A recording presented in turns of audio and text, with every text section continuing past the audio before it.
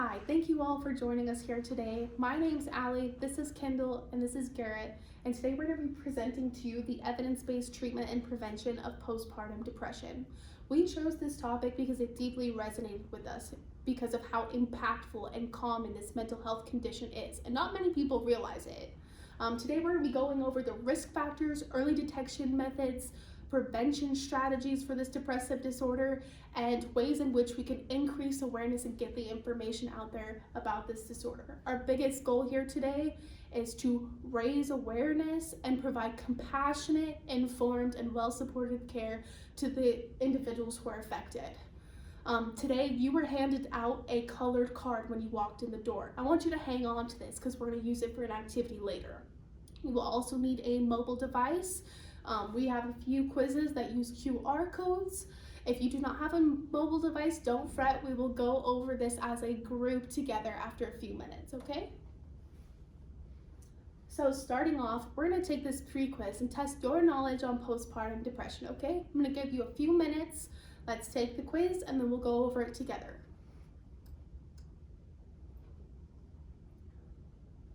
Alrighty, now that everybody's finished, let's go through this. So question number 1, true or false? Postpartum depression only affects women. This is actually false. Postpartum depression affects men and the fathers of these children. Second question, true or false? Postpartum depression only occurs within the first 2 weeks postpartum. This is also false. We'll get into this later, but postpartum depression usually occurs 2 to 12 weeks after birth. Which of the following best describes postpartum depression? A temporary feeling of sadness after childbirth, a serious mental health disorder that can occur after childbirth, a rare condition only affecting first-time mothers, or a normal part of recovery after giving birth. The correct answer is actually B. It's a serious mental health disorder that can occur after childbirth. Which of the following is the most common screening tool used to identify postpartum depression?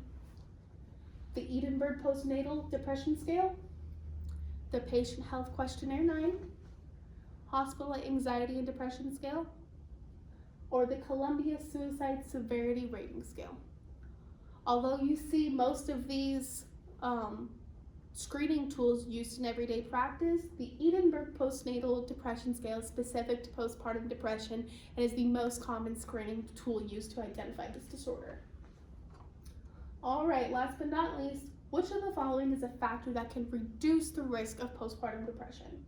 Lack of sleep, having a good support system, avoiding exercise in the postpartum period, or social isolation? The correct answer is having a good support system. This is what can reduce the risk of postpartum depression. All right, let's get back to our learning objectives here today. Our goal for this presentation, we're going to hope that you identify 3 risk factors by the end of this presentation for postpartum depression. We're also going to be able to identify 3 prevention strategies for this kind of depression. We're going to be able to identify 3 public awareness methods to help get that information out there. And we're going to state the postpartum prevalence after a visual activity. So just you wait. All right, I'm going to pass it off to Kendall. She's going to start to introduce you to this topic. So our learning objectives for this topic include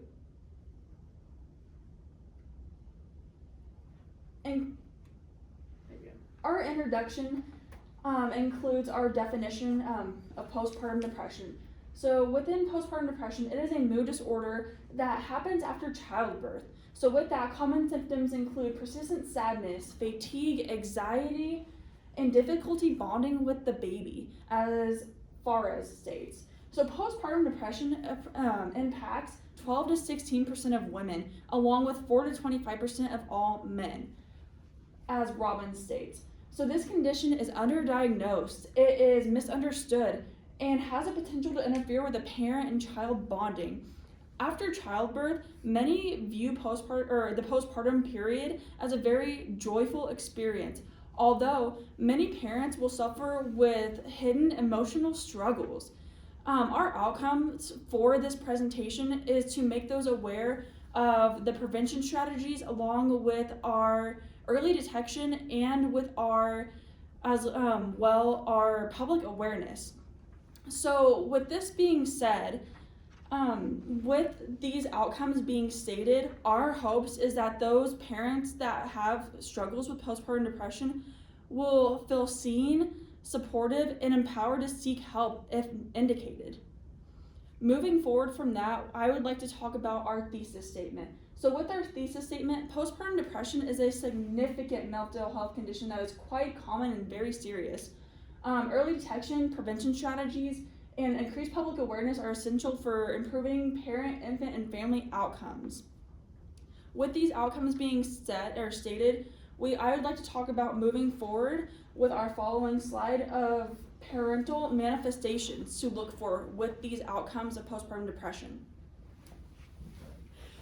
I'm going to take over there from Kendall right now, just going over what we're actually looking for with postpartum depression. So as you see, we have our manifestations right now. This is going to be one of those things where mothers, fathers, all parents are actually impacted by this right now. So we have to understand, we're going through a lot of overwhelming things right now. New baby is born, and a lot of times we're just trying to figure out what's going on, how are we going to deal with this, and just kind of deal with life in general at this point. So what we're looking for is not your typical manifestations like, oh, okay, I'm tired, I didn't get enough sleep last night. We're talking about some serious, persistent things that are going to keep going with this right now. So looking at mothers right now, we're going to first highlight them because they are, key to this understanding right now too. So they're going to go through these mood swings. They might be happy one moment, sad the next, and even the opposite of mood swings, they might have that lack of nothing, just that emotional disconnect right now where they should be crying, but you know what? They're just going to feel nothing. That's a little concerning with that emotional attachment. So looking at that, it could be all tied to exhaustion and sleep deprivation. As we said, it's not your normal sleep deprivation where I might not be getting a few hours sleep. Babies are going to be a little bit stressful for someone. Looking at it all, it's going to be kind of just difficult for everyone in general. You want to be the best parent you can be. Mothers especially, they want to do all they can for their child. They might not need sleep anymore, or they do get sleep and it becomes a pipe dream to them. We're saying, oh, what is sleep right now? So we're going to move past that and just think of some other things on what can be affecting them. Because yeah, a lot of times that exhaustion can manifest as an emotional type thing. So they're emotionally drained at this point. They kind of don't care about themselves. They don't care about baby. They've just, as I mentioned earlier, have nothing right now. So we're going to just carry on and understand that guilt and detachment they're going to have. What they usually had is that normal mother feeling they're hoping for, that feeling of, oh, look, I'm here right now. That's not there anymore. So they're going to kind of need that hope to get them through there. And that's all going to develop within that 12-week mark. When we're looking at it right now, it doesn't just show up within the first 2-3 days. It's so processed right now. We need to be aware of that persistence going on. And moving on from the mothers, we also have fathers right now. Fathers, they're a little bit different. Me, being a male myself, we don't really cry out. We don't ask for help. We kind of just bear with it and go through. That's why we have our manifestations over there, the 3 to 6 month at that point. We're not going to show any of those signs really until then. We're going to be withdrawn. We're going to have that anger. We're going to get snappy, which is a little crazy to say because, man, why would you be so snappy? But at the same time, we're hiding those emotions. We're kind of distracting ourselves from it all. So what are we going to do? We're going to maybe work a little bit more. Kind of go outside, do some yard work, and avoid all situations if we can. Where we kind of just need to express ourselves just as much as our mothers right now. But this is going to be a thing that's going to show and present themselves in both parents, and it's an issue we need to cover.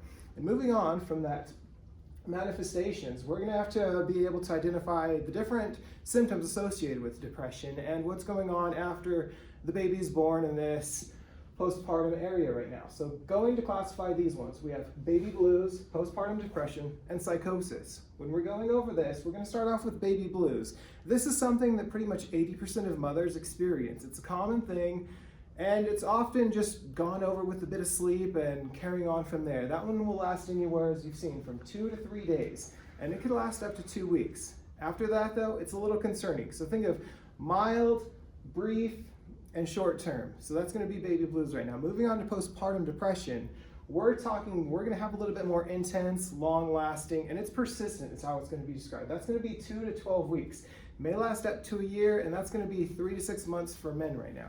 So just think about it. Parents, you're affected for the long term. What could that be? Am I just experiencing those baby blues as we've heard? If it's longer than that initial period there, with that 2 weeks, and it's lasting longer, we're going to seek some help and assistance right now. The first one, that's just treatable with some sleep. Postpartum depression, that actually needs some intervention at this point though. You do need to seek some treatment at this point. So we're going to move on to postpartum psychosis. This is another aspect of it all that is our most severe and rare case of it all.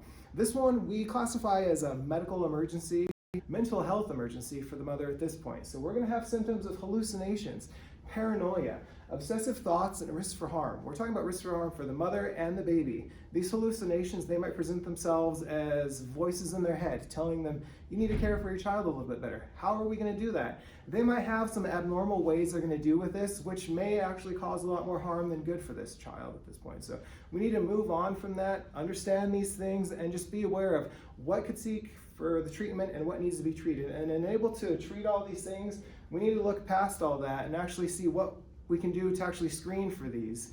So what we're going to do is go ahead and give it over to Kendall right now, and she'll discuss some of these matters for us. So with this comes early detection of postpartum depression. So timely intervention is key to identifying postpartum depression. So timely intervention, with that being said, many cases go undiagnosed. Why do these cases go undiagnosed, you may ask? A lot of the time, many parents will misinterpret their symptoms. So they may think that these symptoms are associated with other things that may be happening in their life during this postpartum period. Along with that, many parents are also undereducated in the postpartum period as well. So they may not know what these symptoms, what to look for. Along with that, many parents don't want to be a part of the social stigma that is often associated with depression, let alone postpartum depression. Moving from that, it has a very impact on families. So with that being said, these impacts include developmental delays within the child, as those parents are affected with postpartum depression. Along with that, suboptimal infant growth is often seen as well. Along with that, emotional and behavioral disorders are often seen as a result from postpartum depression, along with decreased breastfeeding. So the mothers may not breastfeed their newborn due to these postpartum symptoms of depression. And the effectiveness of early detection in the postpartum period, it gives us time with the early intervention and early detection to be able to screen for these symptoms adequately in order to treat them.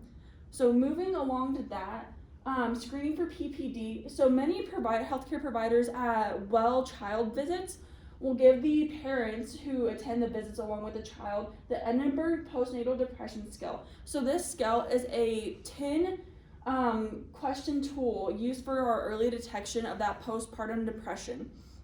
And along with it, each question of the 10 questions is worth 3 points each. So based on the results of the questionnaire, interpreting the Edinburgh Postnatal Depression Scale, 0 to 9 typically indicates a minimal depression.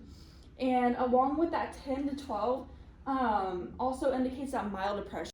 These symptoms, that when this scale is given out, these symptoms are based off the past 7 days. So it also is kind of indicating of when the parents this questionnaire. So if the parent if they take the questionnaire within the first 2 weeks, it also helps the providers determine, is this postpartum depression or is this postpartum postpartum blues, so or baby blues. So that is key for interpreting which postpartum manifestations we are seeing. Now moving forward to that, the severity also determines on these next two results. So with a 13 to 16, we are seeing moderate to severe depression, along with our 17 and plus. So if they have a higher score than 17, that is indicating severe depression in the postpartum period.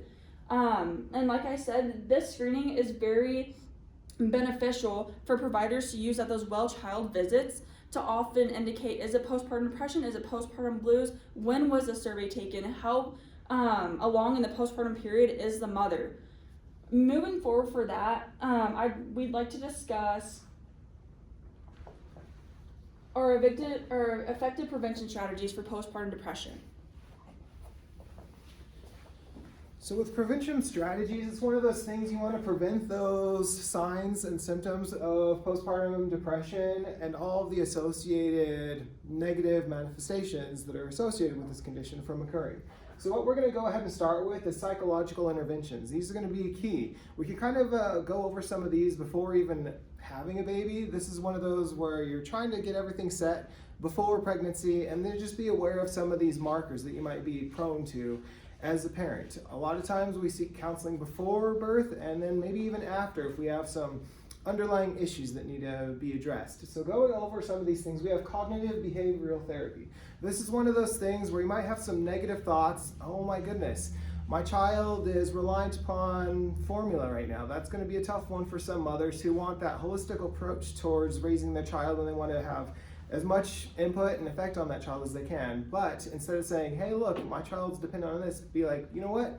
I wasn't able to do this for my child, but I'm still able to provide that optimal growth for this child right now. So we're kind of rewiring everything for the best ability for your newborn mothers and parents in general to kind of just function in a state to where they're taking that negativity and moving it to positive outcomes. I mean, journaling is also another thing. You're able to identify some of those markers that are kind of hindering you and giving you some issues that you might not be liking. So we're going to move on and just think of interpersonal therapy. That's one of those things where you're going out and kind of talking to others, kind of expressing some aspects that you're unsure of, and you're feeling these manifestations as earlier we mentioned, where they're kind of hindering your ability to parent how you want to and in a positive and healthy way. So looking at that, support systems are definitely a plus right now. Reach out to friends at this point. Go ahead and see other mothers in your area who've gone through some of this stuff. You're not the only ones that have really experienced this. A lot of mothers don't admit that they've gone through it, but a lot of times they do just need that support system. And I mean, especially if you're a single mother trying to raise them on your own right now, you need that connection with others to know that it's okay to feel a little bit hopelessness and all these other things just because it's a new experience right now. Even if it's your 5th child though, it's still a new experience for that child. And moving on, counseling, that's another thing that's important. A lot of times we need that professional opinion to just move us along and identify things we might not think is all that abnormal. So try and seek out some of those, and seeking a health provider is an amazing way to do that. And thinking about lifestyle modifications. So we already know sleep deprivation is a big thing that we're dealing with, stress, exhaustion, everything like that. It is a tough one just trying to go through the parental motions and doing this all. So just think of some relaxation techniques right now. Babies can be stressful, they're hungry, they need to be changed. There's a lot going on there, and you want to just keep them safe, but we forget about our own mental health sometimes. So we just need to kind of work through it all, and if it takes some deep breathing, lighting a candle, setting the mood in the room, that's going to kind of alleviate some of that stress we're doing. So just be aware of when you have that tension, how to address it. And just think of it. You have your relaxations there. We're going to try and incorporate some physical activities and diet modifications as well. When we say physical activity, it could be something as simple as standing up for a few seconds, stretching out, kind of just reaching up into the sky and getting that sense of feeling of not being so lonesome in that black cloud that's over you. So you've got that going on, and with some dietary modifications, make sure you're still eating. A lot of people here, I mean myself included, if I don't have a meal, I'm going to get hangry. That's going to increase my stress level, and it's going to be pretty horrible for anyone I'm around at that point. So we lash out, we kind of turn into people we don't want to be at this point. So making sure we're getting adequate nutrition is going to be good for our health, as long as the health of the child there. And moving on, we still have preventative strategies for hormonal and medication needs. So think about it, antidepressant medications. We have SSRIs that are going to be really helpful for those who might need a little bit of a chemical boost to kind of get those serotonin levels and cortisol levels under control. So don't be afraid to kind of seek out some help from your medical provider at this point. And then also anti-anxiety medications. We don't have to just rely on the antidepressants. Anti-anxiety medications might be able to just calm some of that upward spunk we have going on right now when we're feeling that anxiety happening. And just understand that after we had that baby too, a lot of our hormones have shifted, changed, and we might need a little bit of help with getting those under control. So our estrogen levels might be depleted, our progesterone levels might be depleted, and just talking to our provider might kind of go through those with some blood work and kind of getting those all set. And just think about it, education, public awareness. There's no stigma, unlike this with depression in general, that's gonna kind of not be addressed. So we need to think about getting some awareness before even having a baby into the world right now. Think about it. If we were better informed prior to having a child there, we might seek some assistance before it gets too bad. And just know digital resources are available now. We have cell phones, we have plenty of web forums that'll kind of inform us all of what we need to know. And addressing education, public awareness, we're gonna cover that in depth right now too with my friend Kenny here and get you set. Alrighty, so building off of what Garrett just said, our goal here is to increase public awareness of postpartum depression. So how are we going to do this? How are we going to get this information out there? First, we need to reduce the stigma through education. Like we've mentioned a few times throughout this presentation, societal stigma is a huge piece of this role that postpartum depression has. And for instance, in Wyoming, we have this cowboy up motto where people think it's okay to bury their feelings, not share what they're going through, cowboy up and get through it. We want to break that societal stigma through education. The more information we can provide, the more open communication, open conversation, open discussion we can have on these conditions, the better we are prepared to prevent, detect, and support those who are affected by postpartum depression and other depressions as well. We can do this through educational campaigns. So hospitals, primary care provider clinics, community centers, places that mothers, fathers, children, families are going to frequent often. We are going to put out information on postpartum depression that they may come across. The more information we can give to our community, the better off we're going to be. We can also do this through digital tools. Like what Garrett said, we are in the era of technology. There is practically an app for everything.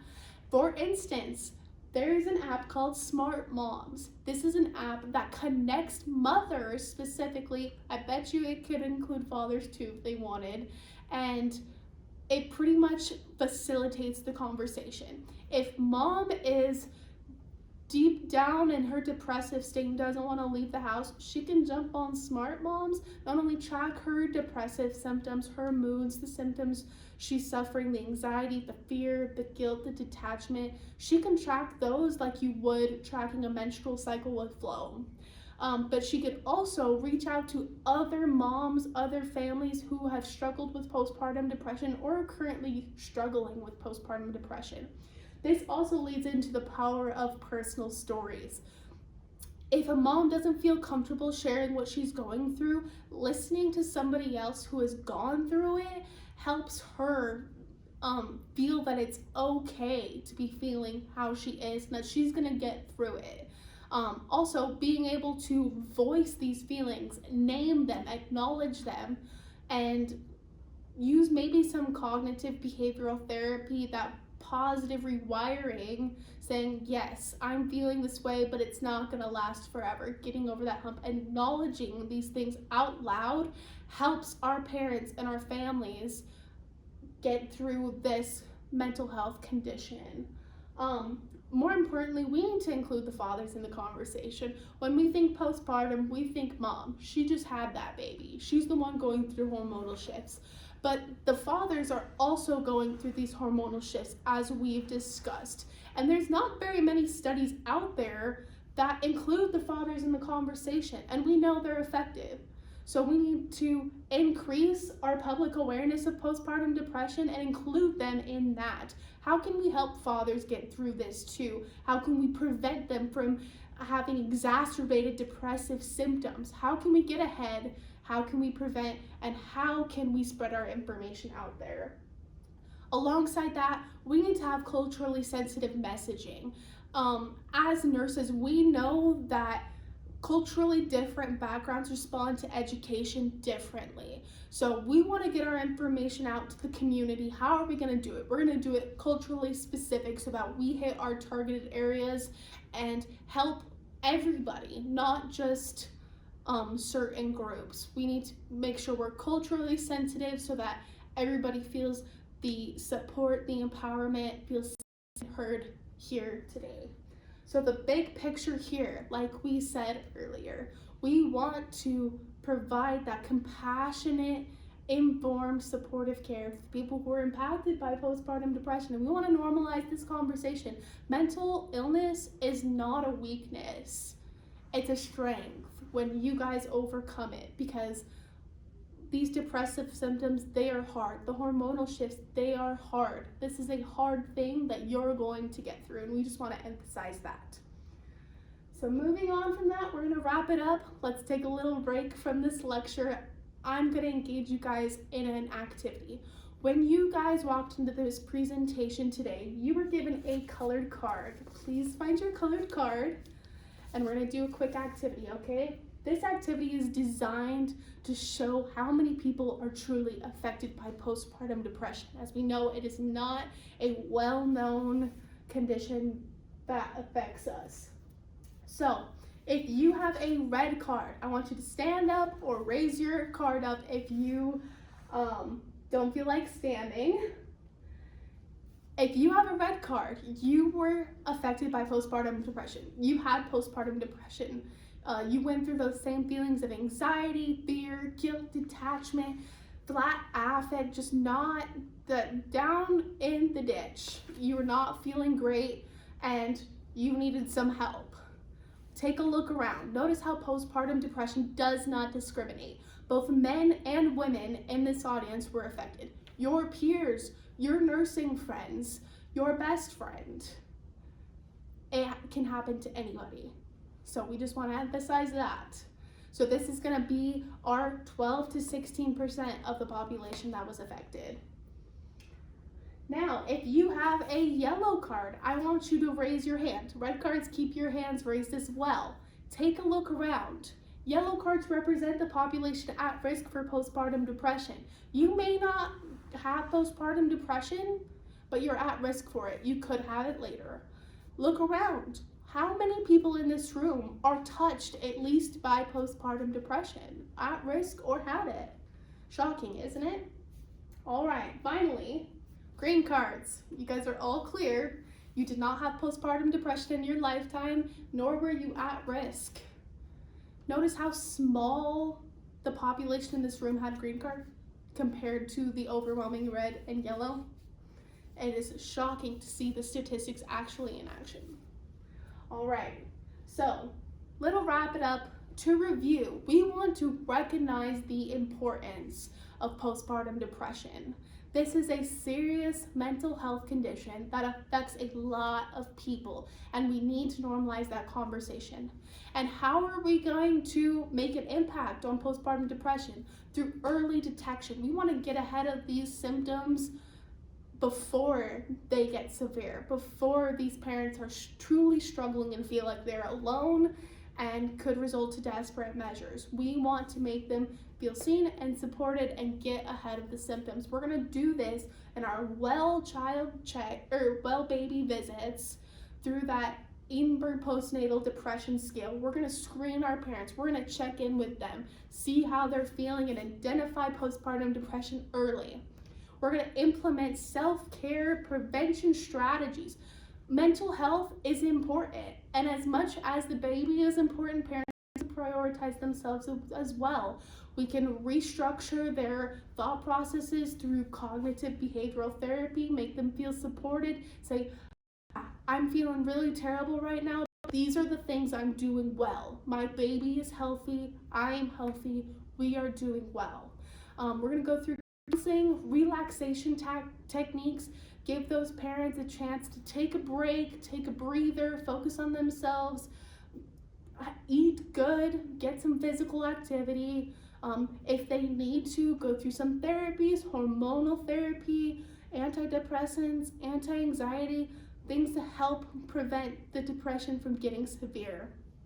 And then we're going to increase that public awareness of postpartum depression. Get that information out there. Make these parents, these families feel seen, supported, heard, and empowered to seek help.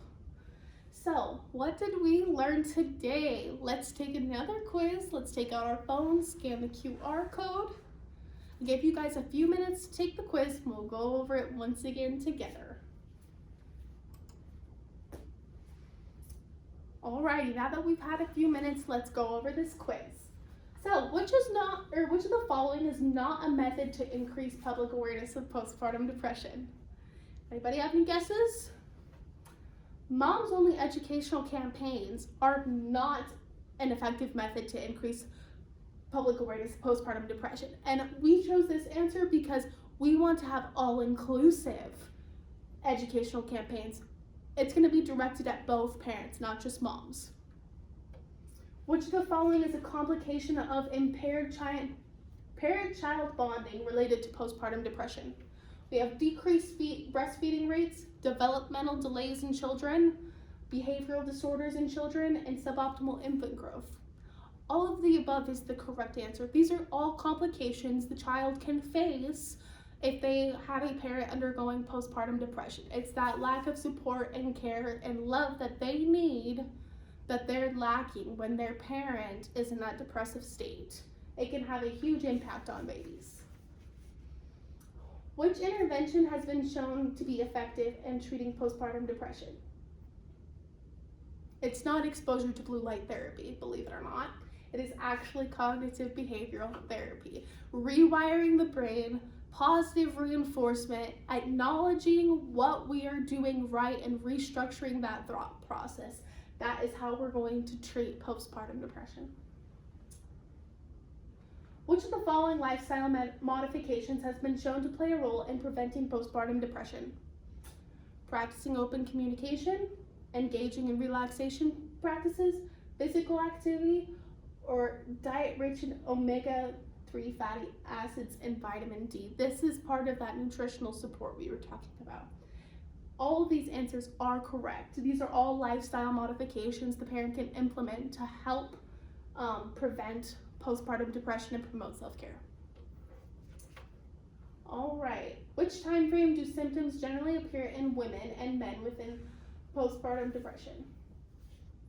Within the first 12 weeks for women and 3 to 6 months for men. All right, so we had you fill out this last question that says one key takeaway or one thing you've learned following this presentation. Would anybody like to share what they found interesting, what surprised them, what resonated with them? Here we'll give the audience a few minutes to discuss with our presenters.